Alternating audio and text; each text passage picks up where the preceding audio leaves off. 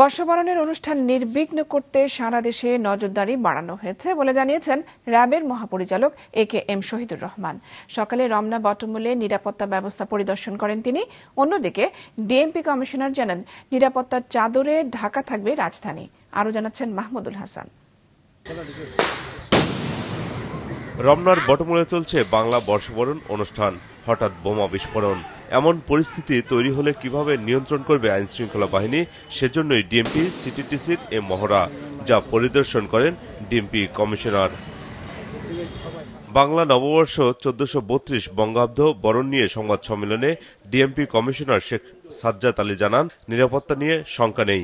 আনন্দ শোভাযাত্রার মাঝপথে কেউ যোগ দিতে পারবে না। আমরা 18,000 নিরাপত্তা কর্মী পুলিশ অফিসার নিয়োগ করতেছি, সাথে র্যাব আছে, বাংলাদেশ আর্মি আছে, এটিইউ আছে এবং অন্যান্য গোয়েন্দা সংস্থাও আমাদেরকে সাহায্য করতেছে। এখন পর্যন্ত কোথাও থেকে কোনো এরকম কোনো ঝুঁকির কথা আমাদেরকে জানানো হয় নাই।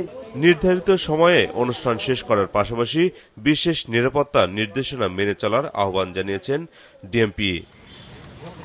অন্যদিকে র্যাবের মহাপরিচালক জানান, ডগ স্কোয়াড দিয়ে পুরো এলাকায় তল্লাশি চালানো হয়েছে। কয়েক স্তরে দেশব্যাপী সাজানো হয়েছে নিরাপত্তা ব্যবস্থা। আমরা সর্বপ্রকার নিরাপত্তামূলক ব্যবস্থা গ্রহণ করেছি এবং আশা করি এই অনুষ্ঠানটি সুন্দরভাবে সুষ্ঠুভাবে সম্পন্ন করতে আমরা সক্ষম হব। আমরা সাইবার ওয়ার্ল্ডেও মনিটরিং করতেছি, যাতে এই সাইবার ওয়ার্ল্ডেও কেউ যাতে এই অনুষ্ঠানের বিষয়ে কোনো প্রকার অপপ্রচার চালাতে না পারে।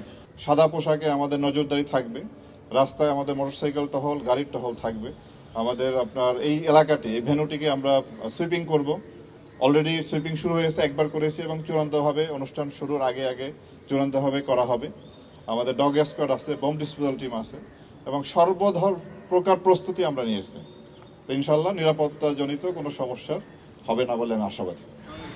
রমনা বটমূলে সিসি ক্যামেরা বসানোর কাজ শেষ, ওয়াচ টাওয়ারে চলছে পর্যবেক্ষণ। সেনাবাহিনী, পুলিশ ও র্যাবের সমন্বয়ে পহেলা বৈশাখের নিরাপত্তা ব্যবস্থা সাজানো হয়েছে বলেও জানানো হয় মহড়া অনুষ্ঠানে।